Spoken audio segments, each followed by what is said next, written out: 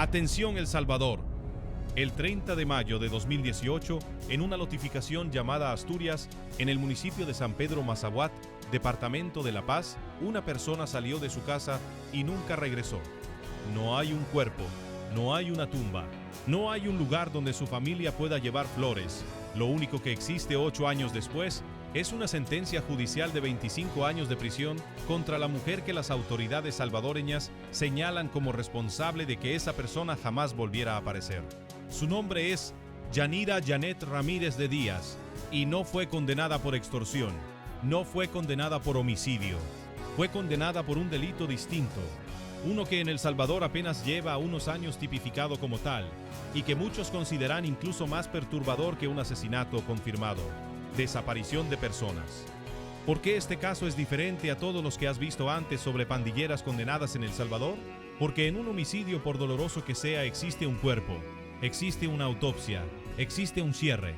La familia sabe qué pasó, puede enterrar a su ser querido, puede empezar, aunque sea con el corazón destrozado, un proceso de duelo. En una desaparición no hay nada de eso. Hay una ausencia que no termina nunca. Hay una puerta que la familia sigue mirando esperando que alguien entre por ella. Y ese es exactamente el tipo de herida que este caso representa. Una herida sin cierre, con una condena, pero sin respuesta. Si te interesa conocer las capturas más importantes, los operativos más impactantes y las condenas que están marcando un antes y un después contra la delincuencia en El Salvador, suscríbete ahora mismo al canal, porque casos como este, donde la justicia finalmente golpea a quienes creían que iban a salirse con la suya, se están multiplicando y tú te vas a enterar de todos. Aquí antes que en cualquier otro lugar. Vamos a reconstruir, con la información oficial disponible, qué pasó aquel 30 de mayo de 2018. Según las investigaciones de la Fiscalía General de la República, Ramírez de Díaz, identificada como pandillera de la Mara 18, actuó en compañía de otro pandillero.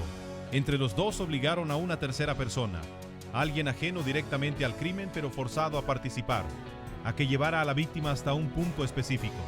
¿Con qué excusa se hace algo así? ¿Cómo se convence a alguien de caminar directo hacia su propia desaparición? La respuesta que consta en el expediente fiscal es escalofriantemente simple. Le dijeron que tenían que arreglar ciertos asuntos.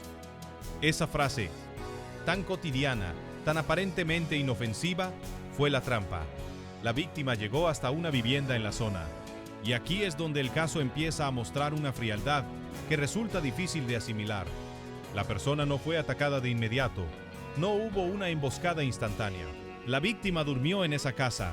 Pasó la noche ahí, sin saber, sin poder imaginar que esa iba a ser la última noche en la que alguien volvería a tener información confirmada sobre su paradero.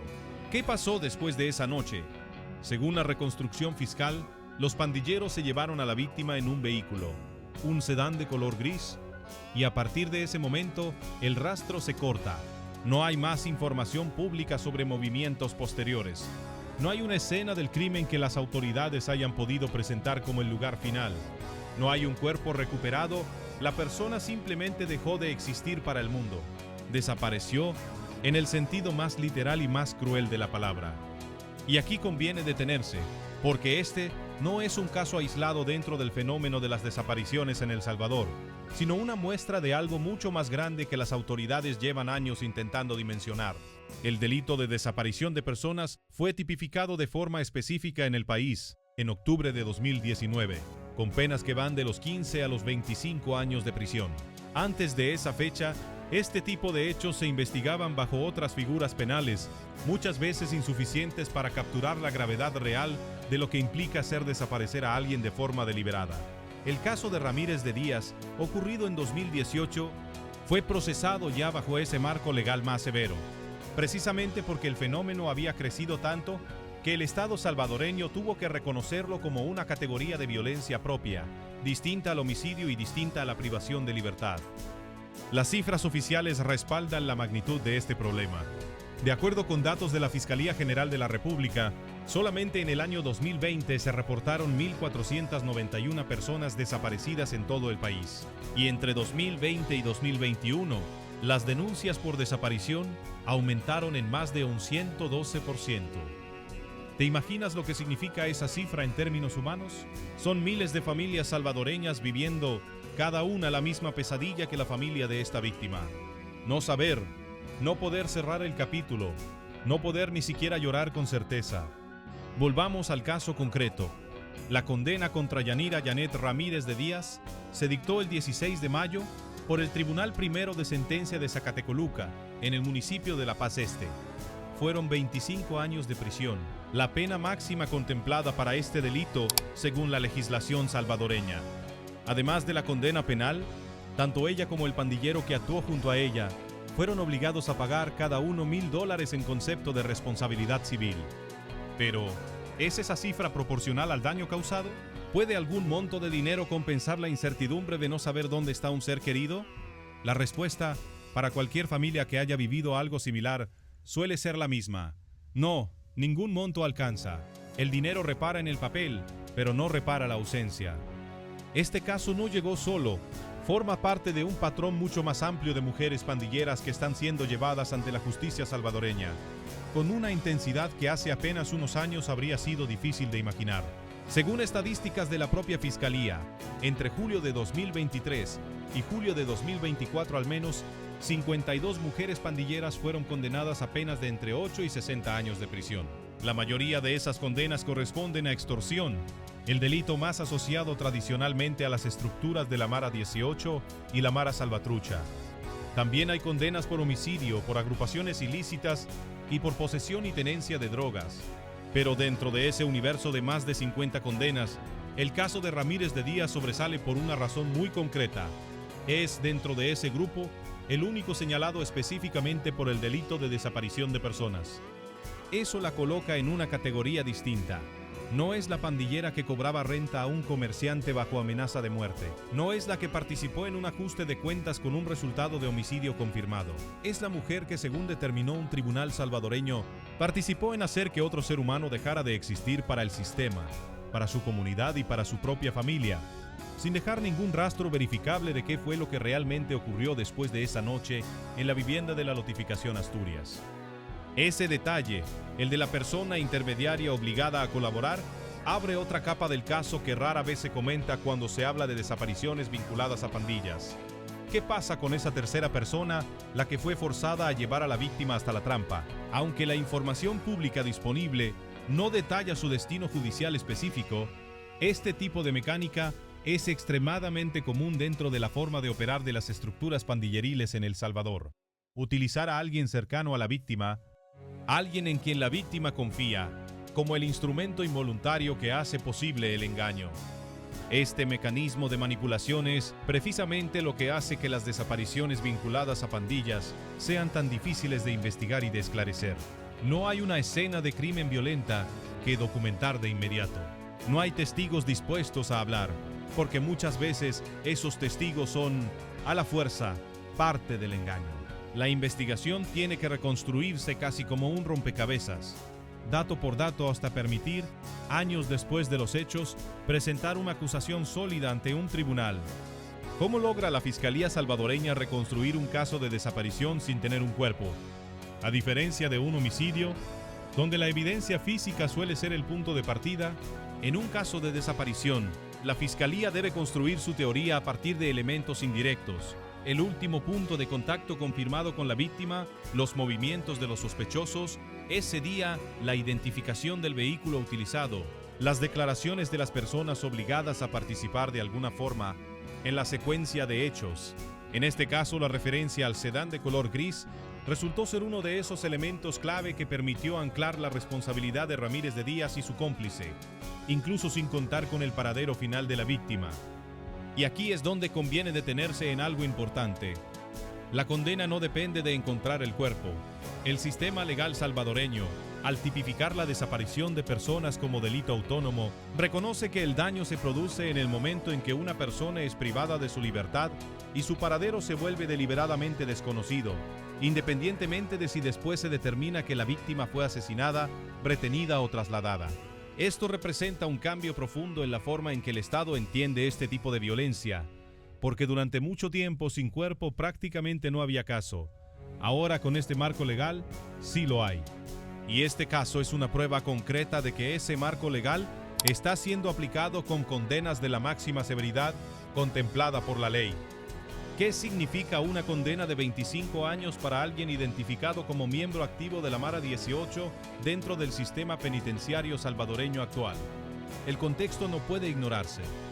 Desde 2022, El Salvador vive bajo un régimen de excepción que ha llevado a la captura de decenas de miles de presuntos pandilleros, muchos de ellos trasladados a centros de máxima seguridad como el Centro de Confinamiento del Terrorismo.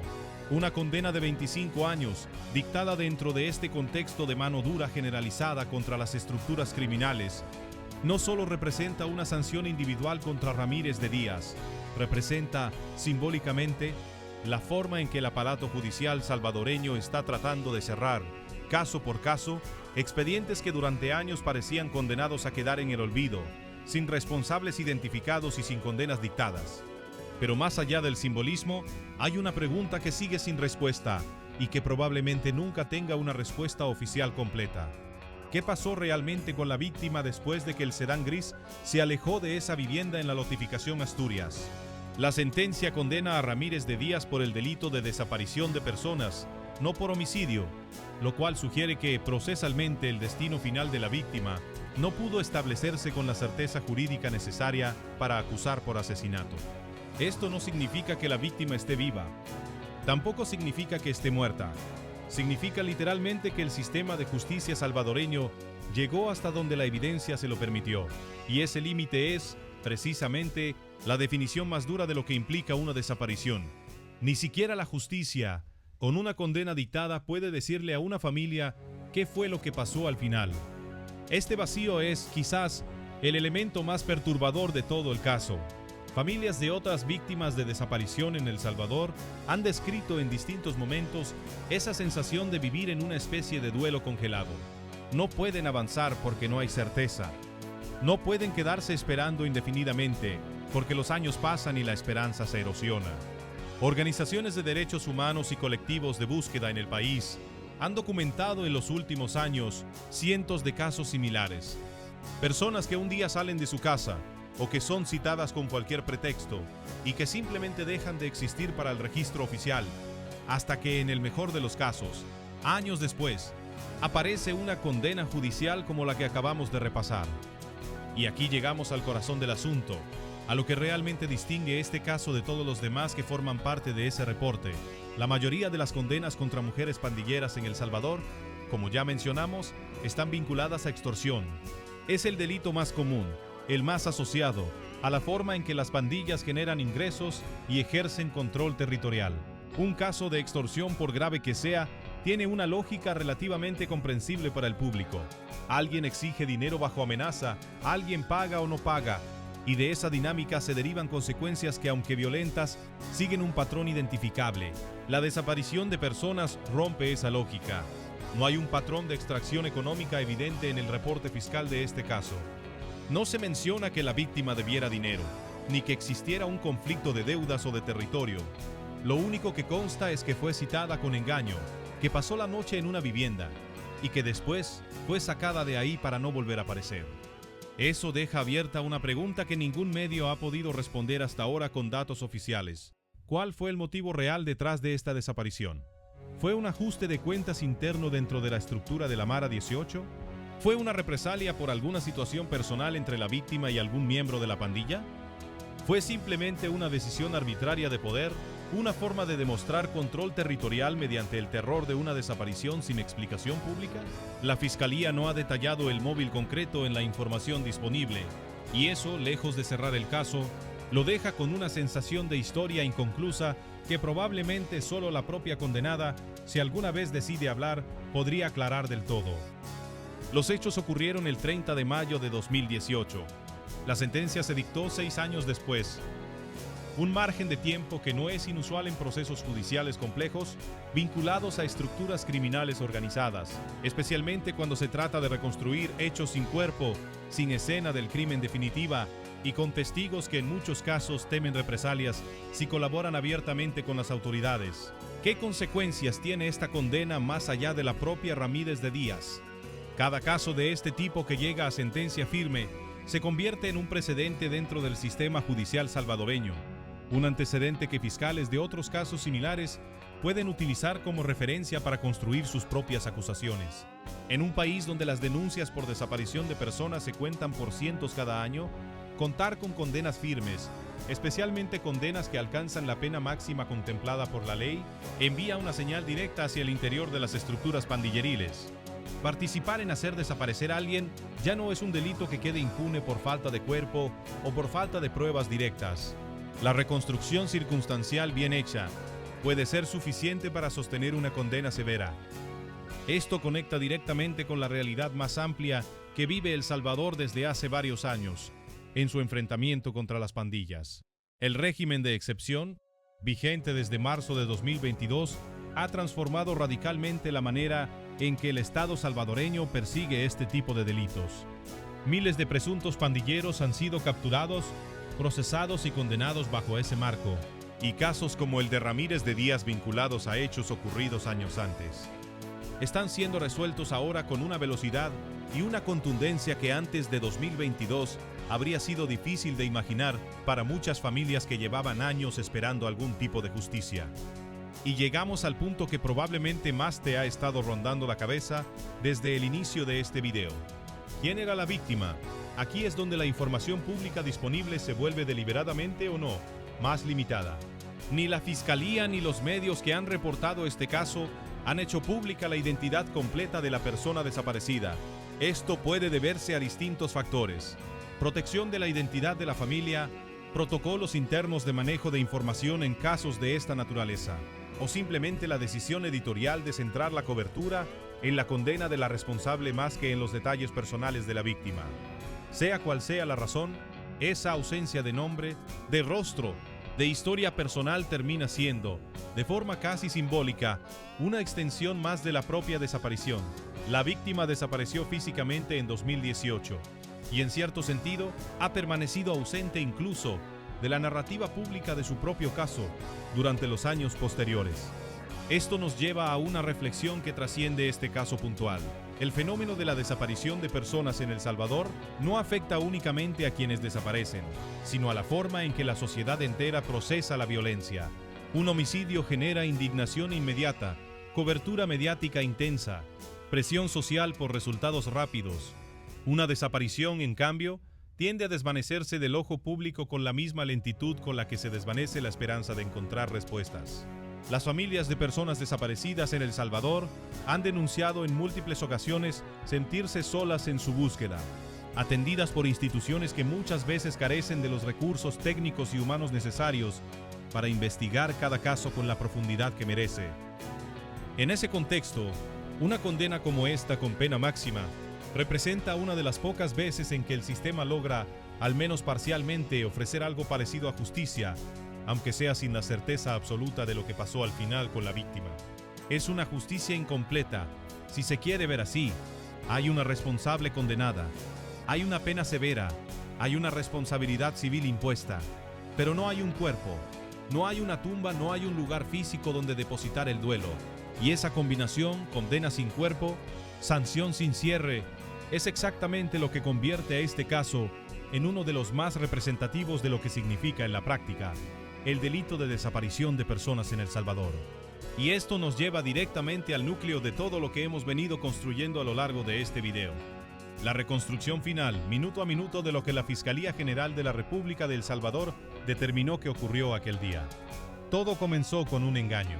Alguien cercano a la víctima, forzado por Ramírez de Díaz y su cómplice, fue utilizado como puente de confianza para atraerla hacia una vivienda en la notificación Asturias, bajo el pretexto de resolver ciertos asuntos. La víctima, sin sospechar el nivel de peligro real que enfrentaba, acudió al lugar señalado. Una vez ahí, en lugar de cualquier confrontación inmediata, la situación se desarrolló con una frialdad calculada. La víctima permaneció en la vivienda durante la noche sin que existiera aparentemente ningún indicio visible de lo que estaba por ocurrir. A la mañana siguiente o en algún momento posterior que la reconstrucción fiscal no detalla con precisión horaria pública, los pandilleros trasladaron a la víctima en un vehículo sedán de color gris. Desde ese instante, todo rastro documentado se pierde. No hay reportes posteriores de avistamientos, No hay comunicaciones interceptadas que revelen un destino final. No hay un cuerpo que la investigación forense haya podido vincular de manera oficial con este caso específico. Es exactamente ese vacío final, esa ausencia de desenlace verificable, lo que llevó a que la Fiscalía acusara y el tribunal condenara por desaparición de personas, y no por homicidio. La justicia salvadoreña, en este caso, no pudo decirle a nadie qué fue lo último que le pasó a esa persona. Solo pudo determinar con la certeza suficiente para una condena de 25 años quién fue responsable de que esa persona jamás volviera a ser vista. Ese es, en definitiva, el payoff más duro de todo este caso. Una condena máxima, una responsabilidad claramente establecida y, sin embargo, ningún tipo de respuesta sobre el destino final de la víctima. Es la paradoja más cruel de la justicia frente a las desapariciones forzadas vinculadas a estructuras criminales. Se puede condenar a los responsables, se puede aplicar la pena máxima contemplada por la ley, y aún así, la pregunta más importante para cualquier familia: ¿dónde está mi ser querido?, puede quedar sin respuesta para siempre. ¿Qué pasará ahora con Yanira, Janet Ramírez de Díaz, con una condena de 25 años dictada por un tribunal de sentencia?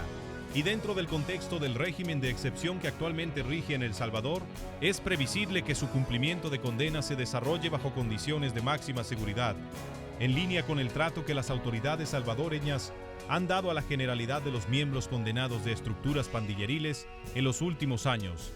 Su caso, sumado a los de las otras 51 mujeres pandilleras condenadas en el mismo periodo, reportado por la Fiscalía, forma parte de un esfuerzo institucional más amplio para desmantelar desde el sistema judicial el andamiaje humano que sostiene a estructuras como la Mara 18 y la Mara Salvatrucha, dentro y fuera de las cárceles. Este caso, al final, deja una lección incómoda pero necesaria. La violencia de las pandillas en El Salvador no se mide únicamente en extorsiones cobradas o en homicidios confirmados, se mide también en estas ausencias silenciosas, en estas familias que durante años no supieron nada y en esta certeza incompleta que deja a la sociedad salvadoreña con una pregunta que probablemente nunca tendrá respuesta completa. ¿Cuántas otras personas en distintos rincones del país comparten el mismo destino que la víctima de este caso, atrapadas para siempre en el limbo de una desaparición, sin cuerpo, sin explicación, y ahora al menos, con una responsable condenada a la pena máxima que la ley salvadoreña contempla para este delito? Si este caso te dejó pensando en lo que significa realmente vivir sin respuestas, en lo que representa una condena sin cuerpo y en cómo la justicia salvadoreña está enfrentando este tipo de crímenes cada vez con más contundencia, no olvides suscribirte al canal, porque seguiremos trayendo caso por caso cada captura, cada condena y cada operativo que está marcando el rumbo de la lucha contra el crimen organizado en El Salvador.